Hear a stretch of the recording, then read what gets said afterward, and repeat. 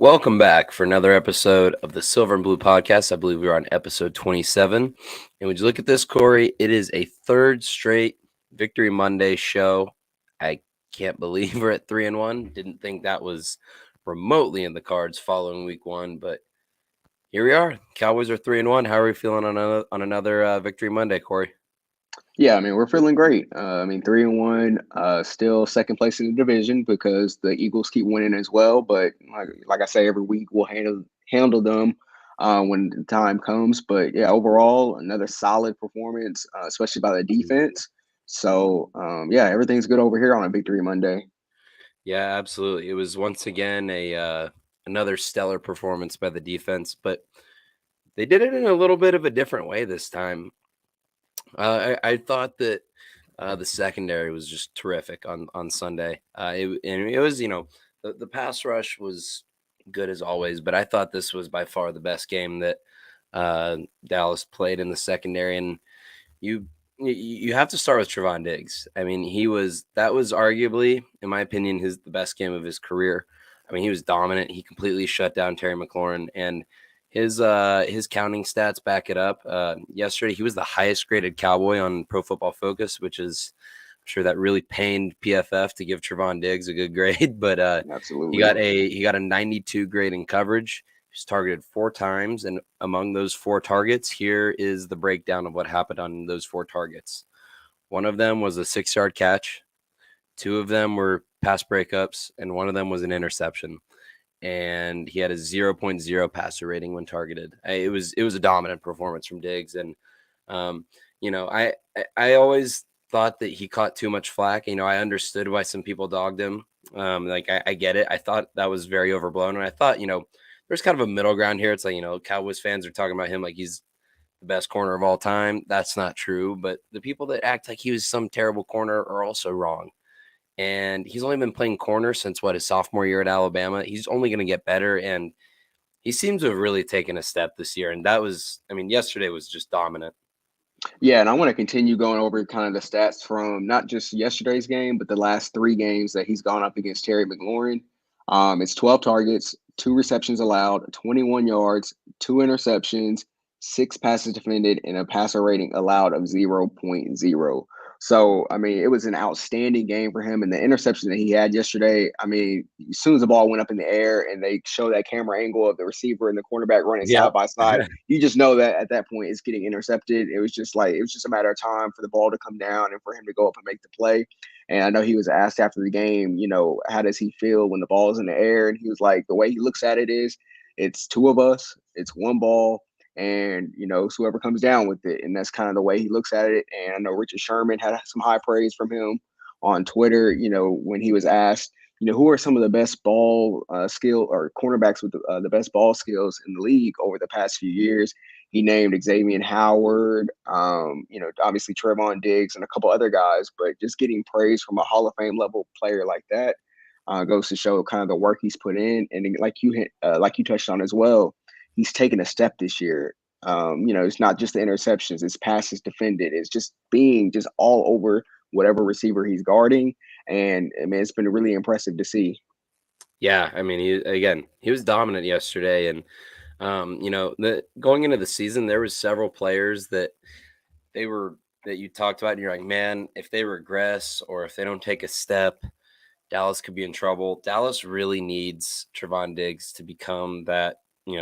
Maybe I don't think he's ever going to be a lockdown type corner because that's not really who he is. He's a ball hawk, and his ball hawk rate, I believe, is the best in the league over the last couple years, ahead of even Xavier Howard and J.C. Jackson. So, they really have needed him to step up over the last year or two, and he's done just that. He was dominant yesterday, but it wasn't even just him. The rest of the secondary was really solid. Anthony Brown had a good game. Jordan Lewis, I believe, injured his groin in warmups, and Deron Bland stepped in. And I'll be damned if Deron Bland didn't play all right. He had some rough moments, and he had a couple missed tackles, but he had a really big interception. I'm looking right now at the PFF numbers, and Deron Bland was targeted a lot. He targeted 11 times, gave up 9 catches for 98 yards. But man, he made a couple plays, and you got to see a couple you know, it's a fifth round rookie, so he's going to have his struggles, but he made a couple plays and, he stepped in for Jordan Lewis just fine. And you got to see a little bit of a flash of why we liked him so much in the preseason. Again, he's not better than Jordan Lewis. He got picked on it on.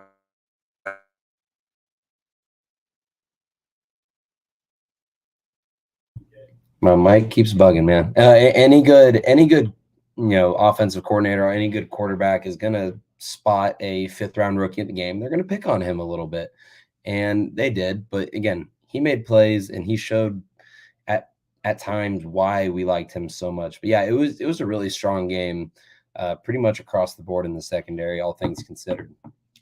Yeah, and I think this is a group that's the pass rush is obviously a strength of the group, but it just goes to show when you have the front end working with the back end, and that those two are elite units. I dare to say at this point, it just goes to show like what this defense is capable of. And now we're going to get into the next couple of weeks. We're going to get into some more talented offenses, and we can really see kind of how far this defense has come, I guess you can say. But overall, outstanding performance from the secondary. I just want to, I know Anthony Brown. I don't know if he got credited with the touchdown he gave up to Dotson, but other than that, I feel like that was a perfect throw. I think the catch percentage on that play was like 30%. So the coverage, nothing was wrong with the coverage there, and the It was a secondary great is throw only as by strong as Wentz. your second. Yeah, absolutely. One of the few he made yesterday. So yeah, I mean, all in all, the secondary and the group is only as strong as your weakest link, and I don't feel like the Cowboys in the secondary have very many weak links at this point. Yeah, absolutely. And Anthony Brown, his coverage numbers are good as well. He was targeted 11 times, only allowed 6 receptions on those targets for just 35 yards. He was solid. Malik Hooker still has not. He gave up his first 2 receptions in coverage all year. How about that? He had not been tabbed with a single catch against him all year. Malik Hooker only allowed 2 receptions for 5 yards yesterday. He was a lot better. And Donovan Donovan Wilson, Wilson, you have to yeah, shout out Donovan Wilson. He's been everywhere. fantastic. I mean, he's everywhere. He was targeted 3 times, 2 catches for 2 yards, and he was that's just coverage. I mean, he was flying around the field, and he rebounded from a little bit of a rough game last week. Don Wilson is, I mean, by all accounts, been one of the better safeties in football this year, and his issue was always kind of health. And it was like, can he stay healthy? Can he stay healthy? We know what he can do, and so far so good for Donovan Wilson. I mean, him and Malik Hooker have been terrific in that safety room, and I know we kind of grouped him. We kind of grouped Jaron Curse in with the linebackers a little bit, but he has also played some safety. Izzy Mukwamu has played better in place of Curse, but once we get Curse back, which it sounds like he was close to playing on Sunday and he'll be back next week, getting Curse back is just going to make the safety room that much better. And I'm really excited what I'm seeing from Hooker, Donovan Wilson, and they're going to get Jaron Curse back soon, and we know what he's capable of doing. So um, Donovan Wilson has been a really big time unsung hero from this team so far through the first month of the season. Yeah, absolutely. And just it seemed like every single time they did anything on as far as Washington on offense, you saw Donovan Wilson come flying in, and Yep. when he hits you, you are going down immediately. So he's just that big play safety, and like I said, when he hits you, and you're going down. And I think that kind of gets him in trouble as well sometimes, which we saw last week with the missed tackles. But overall, a great performance from him. And he was also getting a lot of praise from his teammates on Twitter last night Oh after the yeah. game. And it was like, Dono, one of the best safeties in the Yeah. league. And I saw one of his grades is, I believe it was his coverage grade, if I'm not mistaken. But he's the second best graded safety in the league right now, in one of those metrics that they grade. So Donovan Wilson's playing outstanding. Malik Hooker's playing outstanding. And like I said, the safety group, this is something that's not we're not used to this in Cowboys land, having a good safeties, since Darren Woodson and, Roy Williams and those guys. But this is a talented group, and they're a talented deep group, which really helps with a loss of Jaron Curse the last couple of weeks to kind of step in and not miss a beat. Yeah, and if it feels like yesterday was not carried by the secondary, but it felt like the secondary kind of won the day yesterday. If you feel like that, that's because they did. And again, PFF grades aren't everything; they aren't the gospel. But the 4 highest graded Cowboys defenders on Sunday are all DBs. Number 1, Trevon Diggs. Number 2, Donovan Wilson. Number 3, Malik Hooker. And number 4, Anthony Brown. Oso Digizua came in rounding out the top 5. I thought he was really strong yesterday as well. But yeah, really good day by the secondary. And I thought the linebackers stepped up as well. I thought it was a better day from Barr. He struggled a little bit at times. He had a missed read on a run play that caused me to tweet something negative about him. But generally, Barr and LVE have been good enough to where it's allowed Parsons to play a lot more on the D line. Yesterday, Parsons played 53 snaps on the D line and only 8 at linebacker and 2 at corner. Which, by the way, when he was at corner, he had 1 rep where he locked up Terry McLaurin, which I know what can't Micah Parsons do, but yeah, it was, there's some issues with run defense that may need to be 5 yards addressed. a carry for the Yeah, season. So I don't know how fixable it is at this point without, any outside additions, but there is a chink in the armor of this defense. It is run defense. I thought the D line, I think it was Mike McCarthy may have put it as think it was McCarthy, maybe it was Dan Quinn, but one of the coaches yesterday said that every pass rush snap is a privilege, so you need to make sure you lock down the run so you're able to get into these passing situations where you can really get after the quarterback. And they've struggled a little bit to stop the run. It showed itself against Tampa Bay. Then it kind of quieted a little bit for a couple weeks. But yesterday, Washington had a lot of success running the ball at times, and that was definitely an issue at times. But yeah, Barr and LVE definitely need to be a little bit better, but I thought Dallas's defensive tackles really struggled yesterday. Quentin Bohanna, who was also injured yesterday, struggled. Neville Gallimore made a couple plays early, but he didn't grade well at all. I believe he was the lowest graded defender.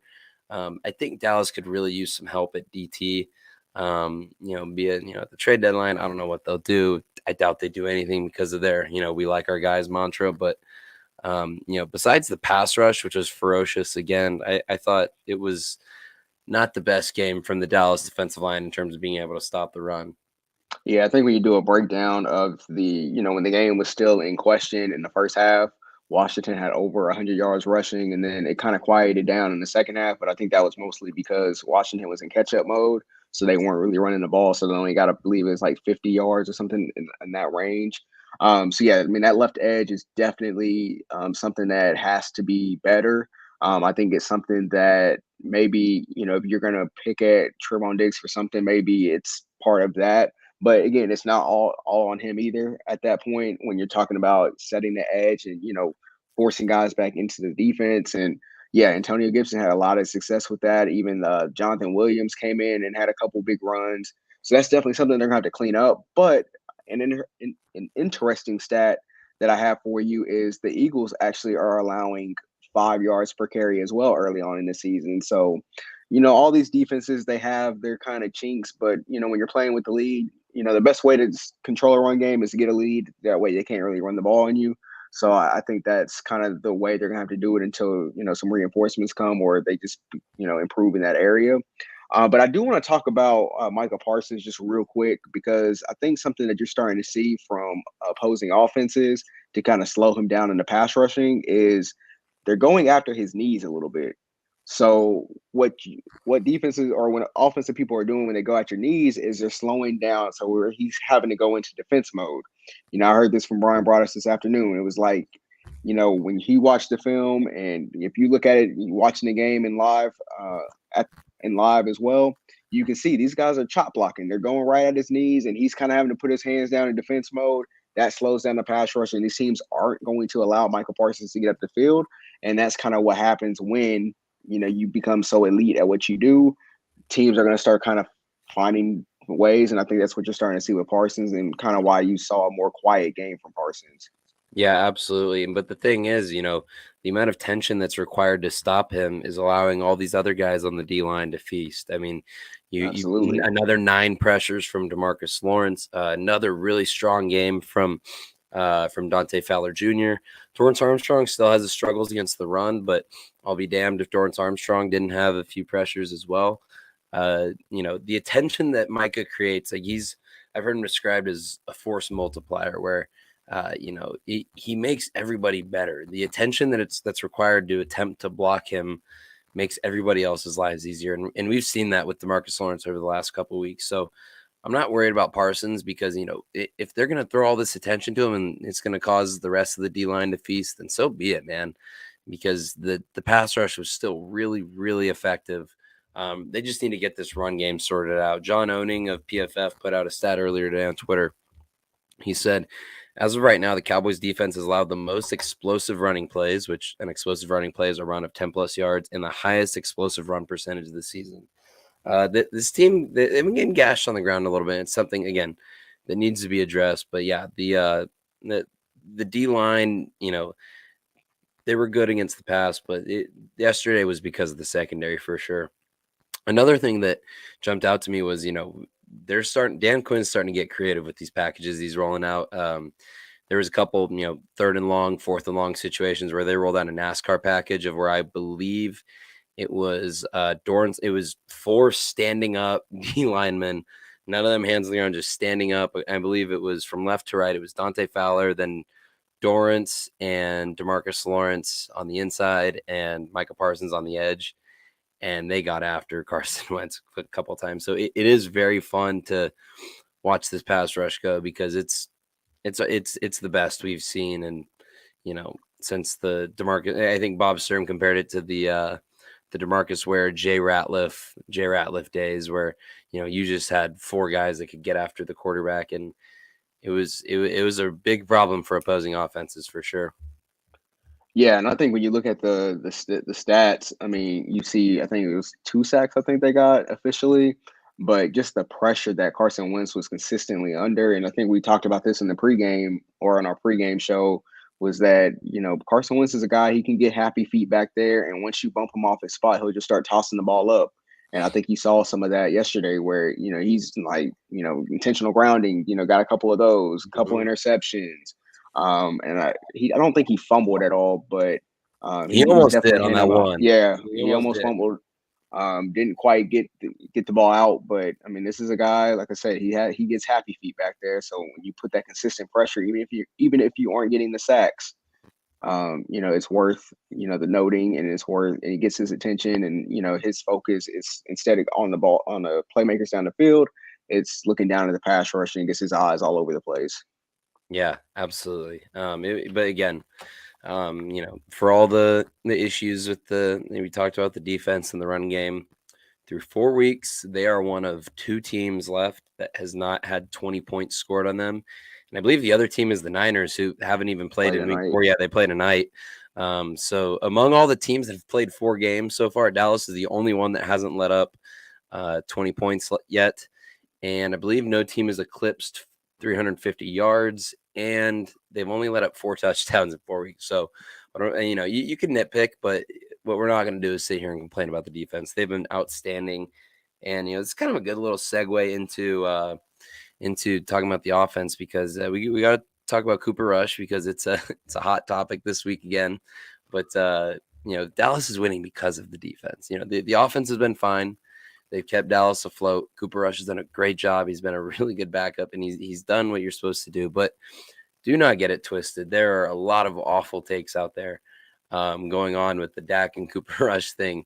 Um, Cooper Rush has done what you need a backup quarterback to do, but do not be mistaken. They're winning because of this defense. I thought yesterday was, not as good of a Cooper Rush game, but he made plays when he needed to. And again, it's what you need from a backup quarterback. Yeah, I mean, I thought definitely some of the decisions that he was making weren't quite as sharp. He definitely put the ball in harm's way a couple of different times and kind of got bailed out on some penalties. But the optimistic part of me says, well, he just threw it up because he knew there was a flag on the play. Whether that's true or not, I don't know, but it sounds better, especially if you're a Cooper Rush fan that is rooting for him to take Dak Prescott's job, which is probably not going to happen. So I don't understand why some of these Dak people get so defensive when in some of these conversations. Some of these people are trolling. Like, I know I'm good for it on Twitter. Like, if you see me talking about Cooper Rush during Yep. the game, I'm most likely trolling. Don't take it serious. All you Dak fans out there, it's going to be okay. Your quarterback comes back. It's going to be, hopefully a continuation of the good times that we're having now. But overall, like I said, getting back to the point of the game, like I said, didn't play as well, but again, he's making some plays down the field. Hit CD Lamb on a couple big plays. Threw the ball up to Michael Gallup, gave him a chance, and got a couple of pass interference calls. So I just like that part of his game where it just feels like he doesn't have any fear slinging the ball down the field. Where I feel like sometimes with Dak there is a little bit of hesitation there. But overall, Cooper Rush is, like you said, doing what the job is needed now this next couple of weeks, because I don't expect Dak Prescott to come back on Sunday. These next couple of weeks is gonna get a little bit tougher. You're going against the Rams, you're going against the Eagles, and then after those two games, hopefully worst case scenario you split those two games, and we can kind of reassess things whether Dak comes back for Sunday night or against the Lions. Whenever he comes back, that's what Cooper Rush's job is, to get us to that point in a good position, and so far he's done that. Yeah, no, he has, and he had no turnover worthy plays last week, and then against the Giants, he had 2 yesterday. He also had 2 against the Bengals, so it was, it, you can't just judge it off wins. If you look a little deeper into the numbers, it's pretty clear. He is a backup. Let's not make this more than what it is. So, but I thought there was less play action this week, and I thought that impacted things a little bit. I thought they tried a little bit too much to establish the run because they really It struggled to was run the terrible. ball. It was terrible. Tony Pollard, I believe, had 6 yards on 8 carries. Zeke, I think, had 50 yards on like 19 carries, something like that. They were really ineffective running the ball. And so maybe that, they got away from play action. And Cooper Rush, again, was much better during play action. He was 5 of 9 for 82 yards for a really strong, I don't know why it's not on here, but the point is he was much higher graded on play action plays versus non-play action plays. He received a 74.5 grade on play action and 45.7 against no play action. So he was yards per attempt was 9.1 to 7.8. They've just been leaning on play action, and there's some clear tendencies here. A lot of first down play action that defenses are going to catch up on. But it sounds like Dak could be back this week. It sounds like they're going to see how he feels this week. Mike McCarthy said he wants Dak to get a full week of work before he plays again. So it sounds like he'll be back at least for the Philly game. But Adam Schefter's report was that he would like to knock some of the rust off against the Rams before the showdown in Philadelphia. So gun to my head, I don't think he plays this week, and then he comes back against Philly. But it does sound like there's a greater than 0 chance Dak plays on Sunday, and we can put this Cooper Rush starting long-term nonsense to bed. But yeah, Rush has been really strong so far, and he's done everything you want a backup quarterback to do. So, and he's helped put Dallas in a really good spot, and they're 3-1 when we didn't think they would be. So. It was definitely if I had to rank his 3 performances, I would say that was his second best. He was the best against the Giants, and then maybe his worst game was probably against Cincinnati. I thought he really struggled against Cincinnati, but definitely, if they're going to stick with Cooper Rush, they need to make sure they lean on that play action because it's been really working for him when they go to it. Yeah, and I just wonder how much of that lack of play action was, the lack of run game, that Yep. lack of success they had in the run game. And it just, like I said, maybe they had some concerns about blocking up front as well. Although the pass blocking, I believe the grades checked out pretty good, especially compared to the run blocking grades. But yeah, I mean, play action is definitely something that Cooper Rush has shown a strength in. And like you said, they're going to have to continue doing that if, as long as he's the quarterback. And also when Dak comes back, I think they need to incorporate definitely more of that as well, because Oh Dak's yeah. always been pretty good in the play action. Yeah, absolutely. And, it's always going to help whenever you get your full arsenal of pass catchers back, because I thought yesterday was a terrific CeeDee Lamb game. He destroyed William Jackson on that dino route for the touchdown, where, you fake the post, then corner, and then back to post. And I mean, he had, I know they track yards of separation. CeeDee had more than a few yards of separation on that after that route. It was a really strong CeeDee game. Noah Brown made some plays, and welcome back, Michael Gallup, man. He had finished with 2 catches for 24 yards and a touchdown. And Michael Gallup's impact goes far beyond those 2 catches for 24 yards. It opens up the rest of the offense vertically. It adds a vertical element that it lacked. And not just those 24 yards. Michael Gallup drew a couple pass interferences downfield that contributed to moving the ball that aren't going to show up in his catch statistics. So I was really happy with how Michael Gallup played. It was really good to have him back. I was really happy for him that he got that touchdown. But yeah, The entire very team strong. was. Exactly. Oh yeah, the whole team was fired up for him. It was really good to see him back. And Michael Gallup's back, and that makes this receiver room a lot better. As well as I was really skeptical of him early on. I had my opinions about him, but Noah Brown has really stepped up, and you feel okay with him as your third pass catching option. And that doesn't even factor in, Dalton Schultz, who he was quiet yesterday, but I think Dalton Schultz's value is going to be, you're going to see it a lot more when Dak gets back, just because of the rapport he has with Dak. But yeah, no, they and James Washington could be back soon, so this pass catching core is rounding into form. I still think they could use some help, but as presently constructed, it's getting better, and Michael Gallup's return absolutely helped that for sure. Yeah, there's a couple of different things I want to say here. I want to start with the one of the last things you said regarding Dalton Schultz and how his impact is tied to Dak, because I definitely think that is accurate. I wish it wasn't accurate though. And what I mean by that is I don't want Dak coming back and just checking it down to Dalton Schultz as much as he has done over the past couple of seasons, because Dalton Schultz, he's not really that big play tight end. I know we've had conversations about this before about, let's get a tight end that can stretch the field. And that's one of the main reasons why I know us and a lot of other people don't want to necessarily pay him to a long term contract, because he's just not that game breaking tight end. So I definitely don't want to see him just come back, check the ball down to Dalton Schultz. Like if he's, occasion, if you need 7 yards and he's at the sticks and you need those 7 yards, okay, fine.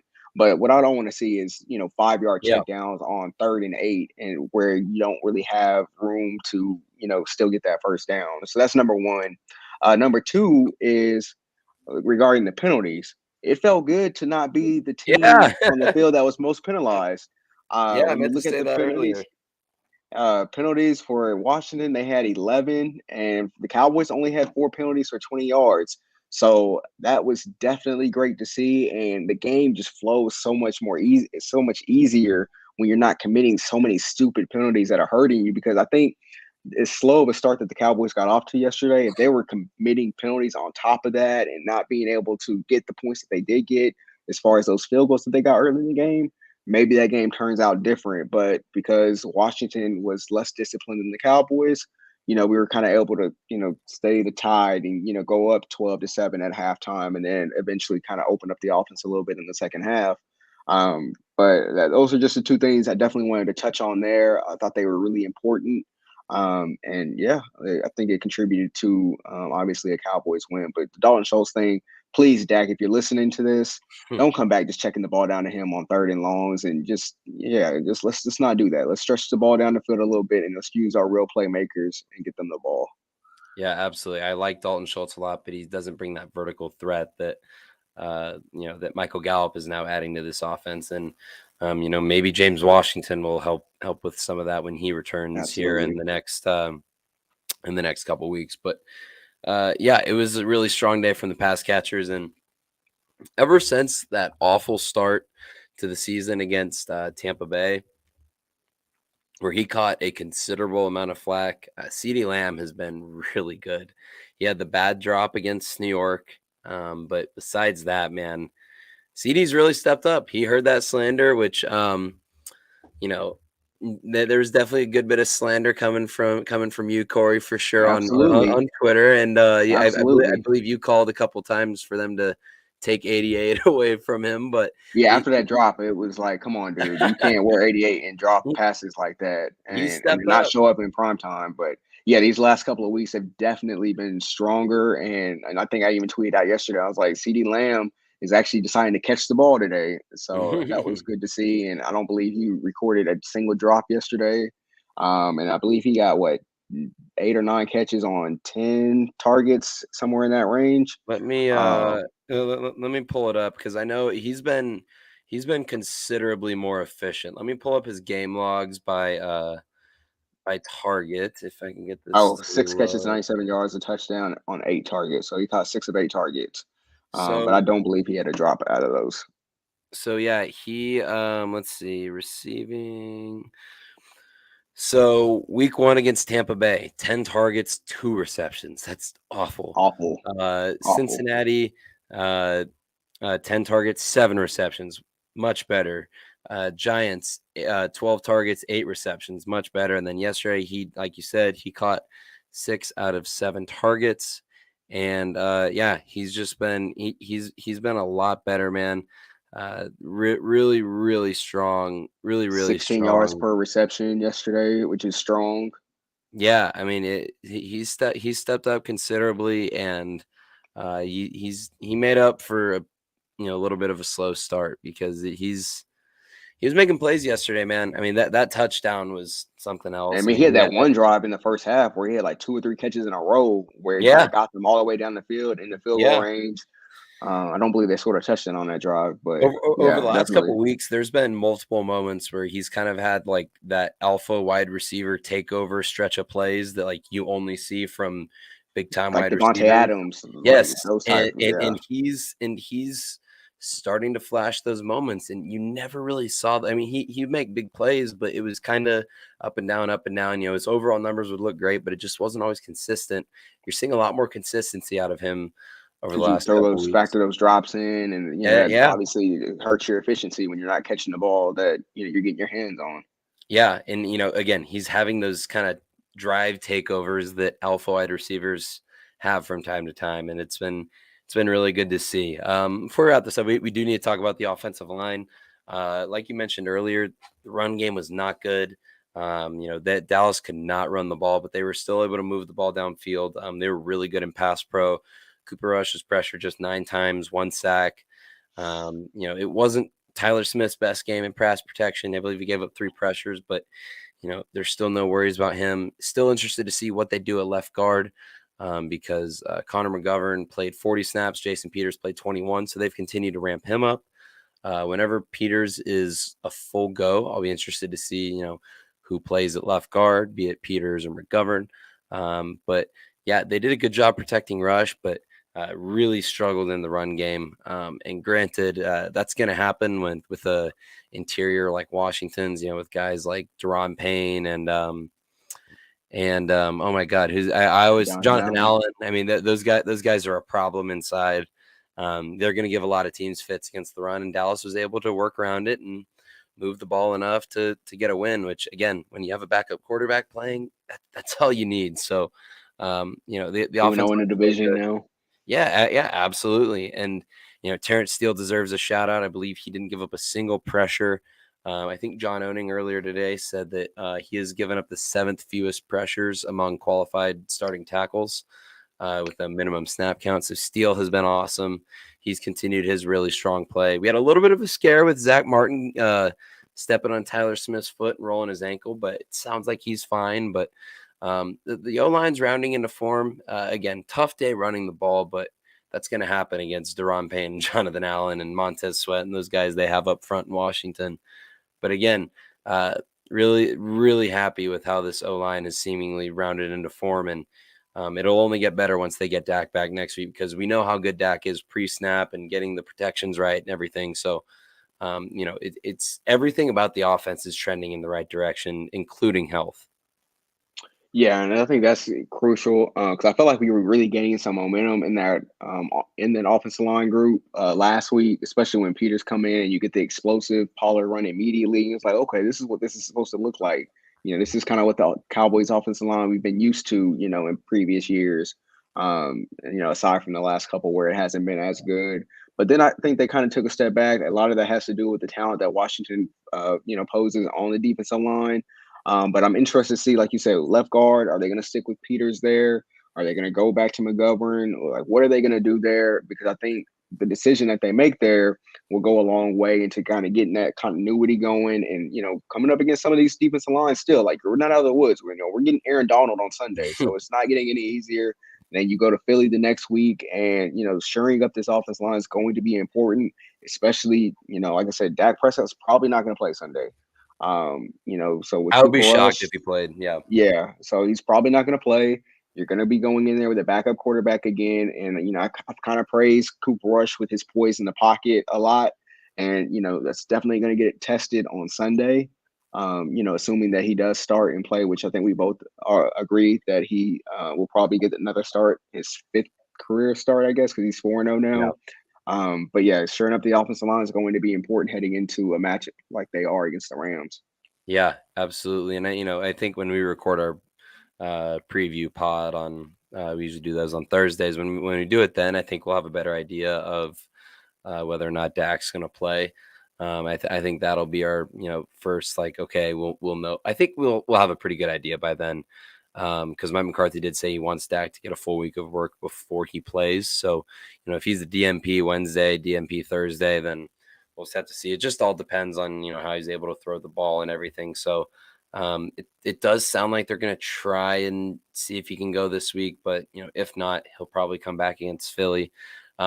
Regarding the offensive line, though, I do think that their best five is probably still with Peters at left tackle and Tyler Smith at guard, just because of how much more comfortable Peters probably is at tackle than he is at guard, because it does seem a little awkward with Peters at guard. But we know how they like their development. We know they like having Tyler Smith develop out there, but that's definitely something to monitor as well. I don't think they're going to be moving him off, but if Tyler Smith starts to struggle left tackle, I don't anticipate that happening anytime soon, just because he's played so solidly. But that's definitely something to keep an eye on, because it does seem a little awkward with Peters at left guard. But whoever ends up being the left guard, be it McGovern or Peters, that's going to be something to keep an eye on for sure as we go along the season, because Jason Peters, they've hyped him up a lot, and Connor McGovern has struggled at left guard in the past. So and McGovern wasn't great on Sunday either. So, what they do at left guard is going to be really interesting going forward. But yeah, this O-line's rounded into form, and they've been a lot better than any of us could have hoped through the first month of the season. Yeah, before we close this out, I definitely want to just bring up Mike McCarthy just real Yeah. quick. Of course, he had the questionable decision not going for it on 4th and 1, up 22-10 with like 4 minutes to go inside the Washington red zone. Didn't really matter that much. Washington wasn't going to do anything on offense regardless. I'm okay taking the points there, even though a lot of people did feel that was a weird decision. But what I really wanted to talk about real quick was Mike McCarthy's now been the coach, and this is coming from RJ Ochoa. Mike McCarthy's been the head coach for 37 games now. He's been without Dak Prescott for 15 of those 37 games, and he has now won 8 of those 15 games, so over half. So I think, and I've been as critical of Mike McCarthy as anybody out there in Cowboys Twitter. He deserves a little bit of respect here. Oh yeah. Going over 500, because the previous regime under Jason Garrett, if they lost their quarterback, it was a wrap. It was over for the season, Yep. which I kind of think has scarred some of us that have been following this team for a while, to where, Dak Prescott goes down week 1 this year and we're like, oh, it's over. It's a wrap. But Mike McCarthy is, really good at getting his guys ready. And I think that definitely shows, with his backups and, the amount of depth that the Cowboys have had to use already, not having J-Ron Curse a lot. Michael Gallup just played his first game. Tyron Smith is out for the majority of the season. So all those things combined, I think you definitely have to give props to Mike McCarthy. Yeah, and he was great at that, in Denver, not Denver, in Green Bay, when he made Matt Flynn a lot of money too. So he's traditionally been good at that. And not only is he 8-7 without Dak in Dallas, I believe he's won 7 of his last 8, because closing out the 2020 season, Dallas won 3 of 4 to end that season. And he's 4-0 with Cooper Rush. That's 7-1 in his last 8 without Dak. He does a very good job of having this team ready to play whenever QB1's out, because it requires a whole effort. If you're going to win without your starting quarterback, it requires a top to bottom effort, and they've given that so far. And they certainly deserve to be 3-1. This hasn't been a fluke. I mean, they beat Washington very handily. They beat the Giants going away. That game got a little testy, but I mean, it wasn't really a sweat at the end of that game. And then the Cincinnati game was a pretty big sweat as well. But yeah, he deserves a lot of credit for having this team ready to go. You got anything else before we wrap this up, Corey? No, that was it. Yeah, so it's been we're 3-1, and it'll be another good test on Sunday against the defending Super Bowl champs. Whether it's Cooper Rush or Dak, we'll know more presumably when we record again on Thursday. But please make sure to follow us on Twitter at our Cowboys account at Cowboys News 365. Follow our main Dallas account at Dallas_Fanatic. Check us out on Instagram at DAL Cowboys Fanatic. Catch me on Twitter at Nate_Sant77. Corey on Twitter at the Mr. Douglas. And make sure to check out everything we got going on DallasSportsFanatic.com, as we are constantly producing articles and all sorts of content. I'll have my offensive and defensive reviews out at some point this week. So again, thank you guys for the support. Please subscribe to our YouTube channel as well. We're really close to 300 subscribers. That would be a really awesome milestone to hit. But with all that being said, thank you guys for listening. We'll talk to you next time on the Silver and Blue podcast. Enjoy your Victory Monday.